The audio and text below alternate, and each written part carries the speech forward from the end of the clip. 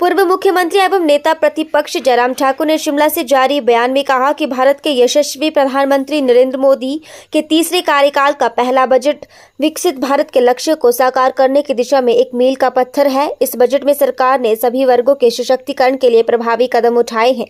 गरीब, युवा, नारी, अन्नदाताओं से लेकर करदाताओं के हितों को ध्यान में रखते हुए राहत दी गई है। यह बजट देश के युवाओं को हौसलों की उड़ान देगा। कृषि के क्षेत्र में उत्पादन बढ़ाने से लेकर उनके भंडारण और विपणन के क्षेत्र में निवेश से किसानों की बाजार में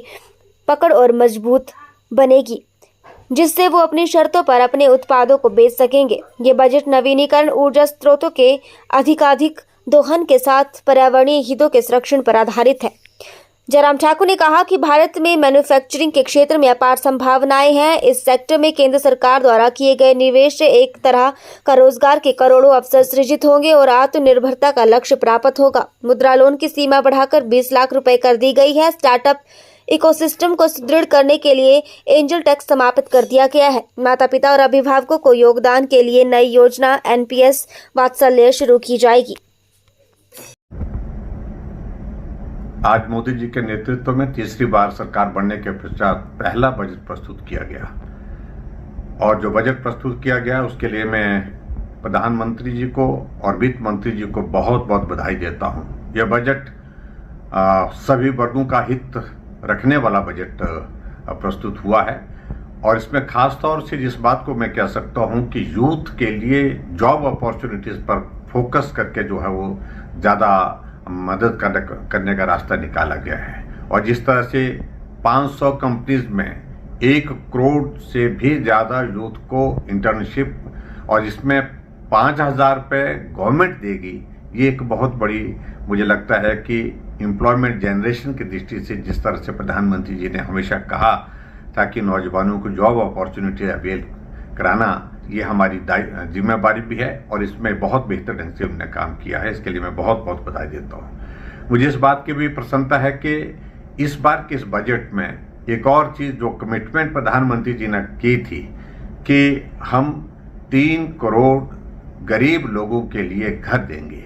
वो भी एक शुरुआत इस बजट के माध्यम से हुई है। उसके लिए भी मैं प्रधानमंत्री जी को बहुत बहुत बधाई देता हूँ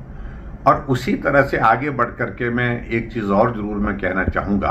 कि इस बजट में एक और विशेषता विशेष तौर से है जो गरीब कल्याण के लिए जो योजना चलाई गई थी, जो कोविड के दौर में चलाई गई थी, कोई भूखा ना रहे, उस दृष्टि से उस योजना को जारी किया गया है और उस तरह से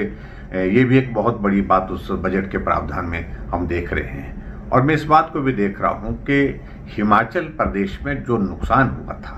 पिछली बार बरसात के दौरान,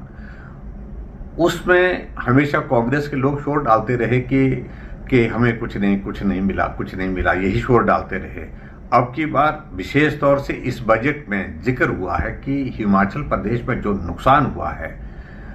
उस नुकसान के कारण जो इंफ्रास्ट्रक्चर जो है वो जो डैमेज हुआ है उसको रिस्टोर करने के लिए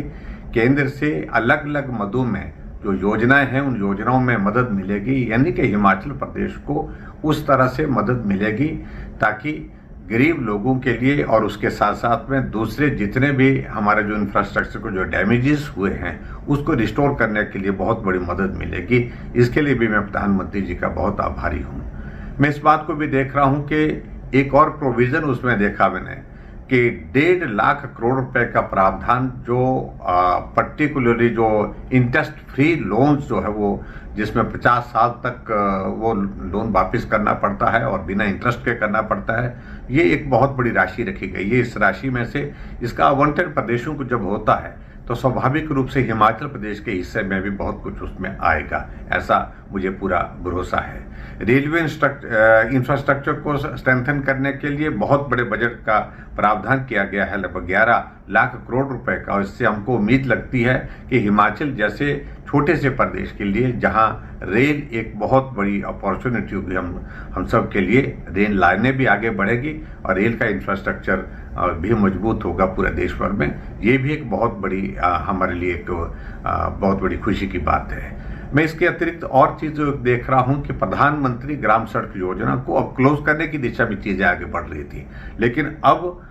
प्रधानमंत्री ग्राम सड़क योजना को 4th फेज की भी उसकी भी जो पुनः जो है उसको शुरू करने के लिए फैसला लिया गया है। ये भी ग्रामीण क्षेत्र के लोगों के लिए सड़क की सुविधा इसके माध्यम से सुनिश्चित होगी। बहुत बड़ी एक अपॉर्चुनिटी, बहुत बड़ा एक अवसर हम सब लोगों को मिलेगा। एक और चीज जिसको लेकर के मुझे लगता है कि इस बजट में मध्यम वर्ग के लिए जो बहुत बड़ी मदद हुई है, वो मदद ये हुई है कि जो हमारा स्टैंडर्ड डिडक्शन था जो टैक्सेशन का, उसको 50,000 से 75,000 कर दी, यानी कि 25,000 की जो है उसमें जो है वो एक्स्ट्रा जो